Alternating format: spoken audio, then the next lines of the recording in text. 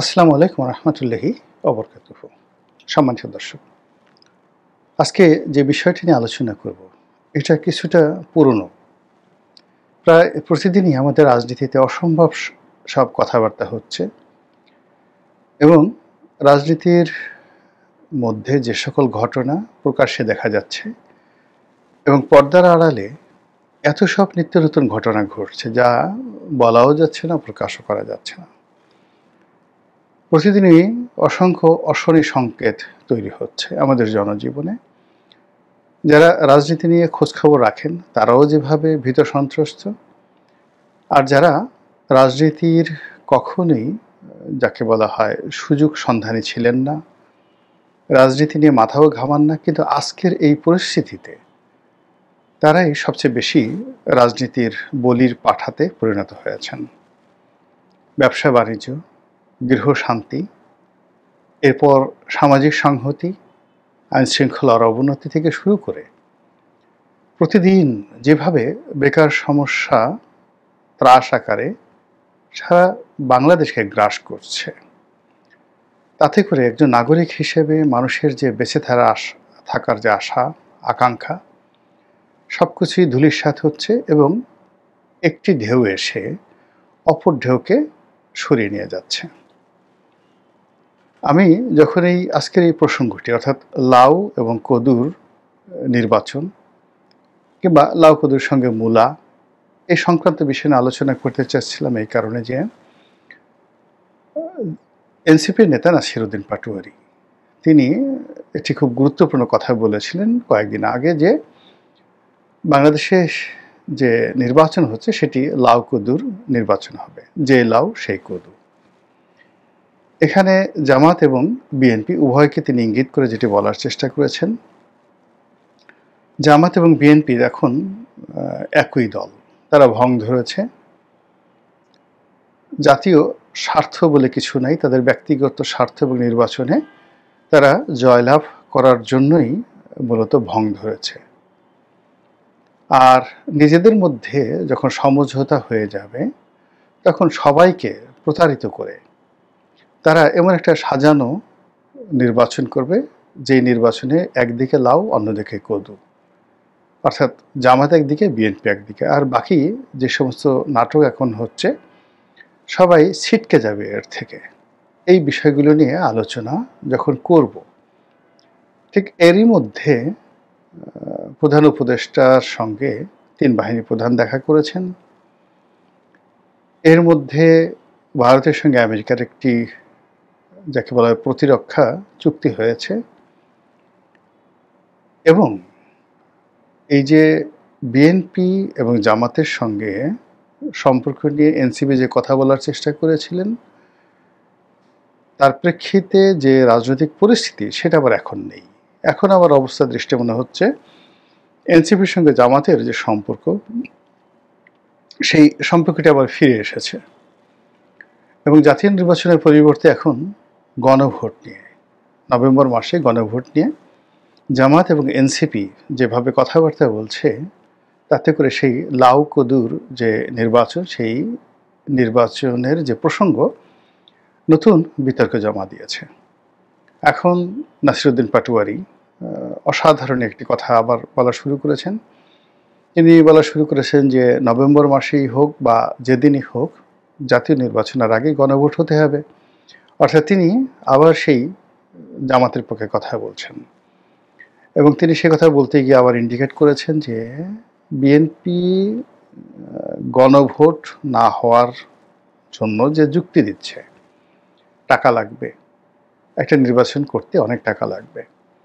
তো তার বক্তব্য হলো যে টাকার অভাব নেই।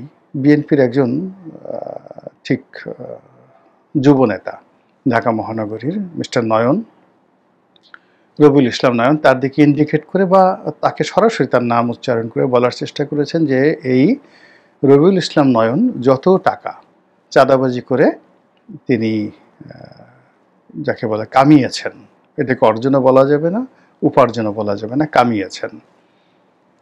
এই চাঁদাবাজি টাকা দিয়ে আসলে একটা জাতীয় নির্বাচন করা সম্ভব। প্রায় ৩,৫০০ কোটি বা ৪,০০০ কোটি টাকার মতো লাগবে নাসিরউদ্দিন পাটোয়ারির হিসাব অনুযায়ী বিএনপির একজন লোকই তো এই টাকা চাঁদাবাজি করেছে, আর সারা বাংলাদেশে বিএনপির অন্যান্য নেতারা কি করেছে সেটা আর তিনি বলেননি এখানে।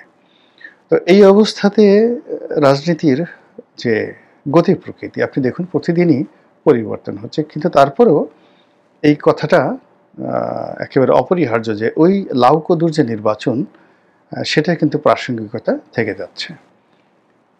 নির্বাচন সম্পর্কে আমাকে অনেকে জিজ্ঞাসা করেন, এমনকি বিএনপির যে সকল লোক মঞ্চে গলা ফাটান নির্বাচন হবেই মানে ফেব্রুয়ারি মাসে, যে সমস্ত বিএনপির নেতারা কোট টাই স্যুট কিনে একেবারে বসে আছেন যে নির্বাচন হওয়ার সঙ্গে সঙ্গে তারা মন্ত্রী হয়ে ক্যাবিনেটে বসবেন, এই সিদ্ধান্ত যাদের শতভাগ অর্থাৎ বিজয়ী হবেন এবং মন্ত্রী হবেন, সে সকল মানুষও সময় পেলে জিজ্ঞাসা করেন যে রনি ভাই আচ্ছা আপনি বলেন তো, আপনারটাও বিভিন্ন রকম প্রশংসার রকম কথাবার্তা বলে আচ্ছা আপনি বলেন তো নির্বাচন আদৌ হবে কিনা। তা আপনি বোঝার চেষ্টা করুন নির্বাচন সম্পর্কে বিএনপির শীর্ষ পর্যায়ের যারা নেতৃবৃন্দ রয়েছেন তাদের একান্ত ভাবনা কি। আওয়ামী লীগের পলাতক নেতা, দেশান্তরী নেতা, দেশের মধ্যে যারা আছেন তারা, যাদের সঙ্গে আমার কথা হয় সবাই একই কথা, নির্বাচনের ব্যাপারে আপনার মতামত কি। আর অন্যান্য যারা আমার ইউটিউবে ভিডিও দেখেন, টকশো দেখেন, তারা তো বুঝতেই পারেন, তাদের সকলের জন্য যেটা আমি বলেছি বা বলি একই কথা আবার বলছি, সেটি হলো যে নির্বাচন যদি ফেব্রুয়ারি মাসে হয় কিংবা ইউনূস সরকারের অধীনে হয়, ফেব্রুয়ারি না হয়ে জুনে হতে পারে, জুনে না হয়ে ধরুন 2026-25 সন, এই তো 2026 সনের ডিসেম্বর মাসে হতে পারে ধরুন হলো, অথবা 2027 সনে হতে পারে। কিন্তু ইউনূস সরকারের আন্ডারে যদি নির্বাচন হয়, দিন যত যাবে তত নির্বাচন হওয়ার যে প্রতিক্রিয়া এটা খারাপ হবে। অর্থাৎ আজকে যে আইনশৃঙ্খলার অবস্থা আছে, মানুষের মন মানসিকতার অবস্থা আছে, হিসাব করে দেখুন 6 মাস আগে এর সাথে ভালো ছিল, আর 6 মাস পরে অবস্থা খারাপ হয়েছে, আগামী 6 মাস পরে পরিস্থিতি আরও জঘন্য হবে। কাজেই ফেব্রুয়ারিতে নির্বাচন হলে এখনকার সাথে পরিস্থিতি খারাপ হবে, জুনে হলে আরও খারাপ হবে, ডিসেম্বরে হলে আরও খারাপ হবে। ইট ডাজ মিন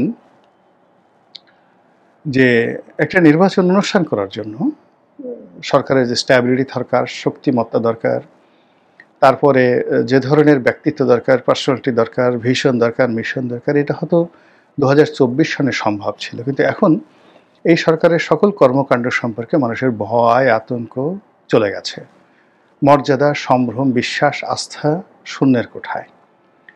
ফলে নির্বাচনের প্রতিটি কেন্দ্র মানে সংসদে আসন নয়, একটি সংসদীয় আসনে যদি গড়ে 500 করে ভোট কেন্দ্র থাকে, তাহলে আপনি চিন্তা করুন 15,000 কেন্দ্র, ভোট কেন্দ্র সারা বাংলাদেশে অন অ্যাভারেজে। এই 15,000 ভোট কেন্দ্র এক একটা মৃত্যু কূপে পরিণত হবে। সেখানে যার যা শক্তি আছে, যার আধিপত্য আছে, সে সেটা বিস্তার করার চেষ্টা করবে। এই গেল এক, অর্থাৎ মারামারি, কাটাকাটি, হানাহানি, এগুলো বন্ধ করার মতো শক্তিমত্তা রাষ্ট্রে এই মুহূর্তে নেই এবং এটা ধীরে ধীরে কমতে থাকবে। দ্বিতীয় অপশন কি? দ্বিতীয় অপশন হলো যে ভোট হবে, বিভিন্ন জায়গাতে ভোট হবে, হাতে গোনা অল্প কিছু ভোট কেন্দ্র ছাড়া বেশিরভাগ ভোট কেন্দ্রে ভোটাররা আসবে না। এবং এই ভোটারদের সংখ্যা কি পরিমাণ হবে হিসাব করে দেখুন যে আওয়ামী লীগের একক কর্তৃত্ব প্রায় তাদের নেতৃত্বে 50% ভোটার, এর মধ্যে আওয়ামী লীগের ভোটারই 35%।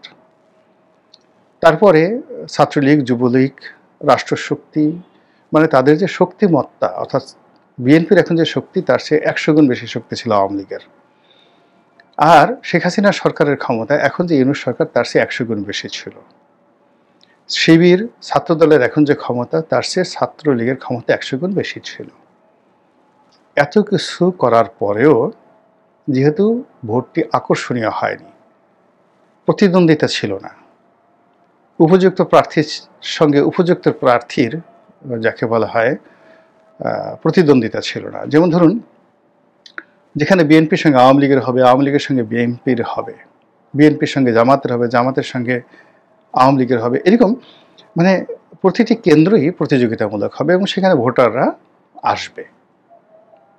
আদারওয়াইজ ভোটারদের ইচ্ছা থাকা সত্ত্বেও ভোট কেন্দ্রে ভোটার যায় না, আসে না, কখনো আসে না।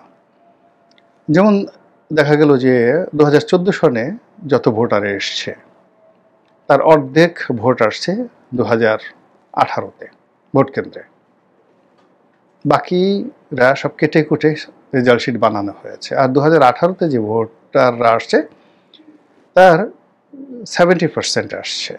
2024 সনে আমির যে নির্বাচন হলো সেখানে সাকুল্যে ভোটার সংখ্যা ছিল 5 থেকে 6%, আর 10 থেকে 12% ভোটার ছিল 2018 সনে। আর সাকুল্যে 20% ভোটাররা ভোট দিয়েছে বিনা প্রতিদ্বন্দ্বিতার তার ভোটে। যদি এই ধারা অব্যাহত থাকে, এবং এটার সম্ভাবনা অনেক বেশি, তাহলে যে নির্বাচন আগামীতে যেটা ডক্টর মোহাম্মদ ইউনূসের অধীনে হতে যাচ্ছে, BNP versus Jamaat, Jamaat versus NCP, NCP versus BNP, এই তো সেই ভোটের আকর্ষণ অতীতের যে কোনো ভোটের চাইতে কম হবে। আগে যে 3টা ভোট বললাম, ফলে ভোট কেন্দ্রে 3% থেকে 5%-এর বেশি ভোটার আনা যাবে না। তাহলে কি করতে হবে? সিল পিটাতে হবে। কে পিটাবে? যে শক্তিশালী প্রার্থী সে পিটাবে, অথবা পুলিশকে দিয়ে, প্রশাসনকে দিয়ে, মিলিটারিকে দিয়ে পিটাতে হবে। রেজাল্ট শিট তৈরি করতে হবে মুখ রক্ষা করার জন্য। এখন 24 সনে যেটা সম্ভব ছিল এখন সেটা সম্ভব নয়। এখন আপনি সিল পিটাতে যান, কেয়ামত হয়ে যাবে। এজেন্ট আছে, সব কিছু আছে, ভোটার নেই, কিন্তু আপনি সিল পিটাতে পারবেন না। আবার রেজাল্ট শিট তৈরি করতে যাবেন, কে ঘোষণা করবে? টিওনো সাহেব, ডিসি সাহেব। মুহূর্তের মধ্যে ডিসি অফিস, টিওনো অফিসে আগুন দাও দাও করে জ্বলতে থাকবে। ফলে ওই যে নির্বাচনের যে লাউ সেই কদু। এখন এটা যদি আপনি 2014, 2018, 2024 এই নির্বাচনের সঙ্গে আগামীর যে নির্বাচন আশা করেন, সেটা সেই লাউ কদুর নির্বাচন। আবার নাসিরউদ্দিন পাটোয়ারি যেটা বলেছেন যে জামাত এবং বিএনপি যেই লাউ সেই কদু, মানে যারাই লাউ তারাই কদু, যারাই কদু তারাই লাউ। এটাকেও যদি আপনি অতীতের নির্বাচনের সঙ্গে তুলনা করেন, দেখুন সেখানে জাতীয় পার্টি এবং আওয়ামী লীগ যেভাবে বন্ধু থেকে শত্রু হতো, শত্রু থেকে বন্ধু হতো, সাজানো গোছানো বিরোধী দল হতো, অনুগত বিরোধী দল হতো, তারপরে গৃহপালিত বিরোধী দল হতো, ঠিক সেই লাউ এবং সেই কদুর মতো আগামীতে একটি সংসদ নির্বাচন যদি হয় এবং বিএনপি এবং জামাতের মধ্যে প্রতিযোগিতা সব কিছুই অতীতের জাতীয় পার্টি এবং আওয়ামী লীগের মতো হবে। একটা দুর্ভাগ্য বারবার শুধু ঘুরে ফিরে আমাদের কাছে আসছে বিভিন্ন স্রোতে। এই গেল দ্বিতীয় লাউ এবং কদুর যে আশঙ্কা। 3 নম্বর হলো যে নির্বাচন একেবারে হয়ে গেল, ধরুন হয়ে গেল, লাউ কদুর নির্বাচন হয়ে গেল, ভোটও মানে সিল পিটানো হলো, ভোট কেন্দ্রের ভোটটা আর যে কজনই আসলো ডাজ নট ম্যাটার, ঘোষণা করা হলো বা দেখানো হলো শতকরা 82%, 92%, 90%, এমনকি 103%, 104% ভোটার ভোট কেন্দ্রে উপস্থিত হয়ে ভোট দিয়েছেন। ভালো কথা।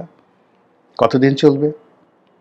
আমার আশঙ্কা লাউ কদুর নির্বাচন, লাউ কদুর প্রতিদ্বন্দ্বিতা সংক্রান্ত যে সরকার 6 মাস থেকে 1 বছরের বেশি টিকতে পারবে না।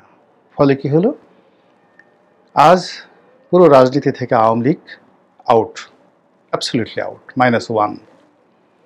আগামীতে যে রাজনৈতিক শক্তিটুকু এখনও টিকে আছে, এনসিপি নতুন রাজনৈতিক দল, জামাত, বিএনপি যে রাজনৈতিক দল যতটুকু টিকে আছে, এই রাজনৈতিক কালচারটাও চলে যাবে এবং তাদেরকেও পালাতে হবে। আওয়ামী লীগ নেতাদের কপালে যে দুর্ভোগ, জামাত এবং বিএনপি নেতা, এনসিপি নেতাদের কপালে একই লাউ কদুর সেই দুর্ভোগ আসবে।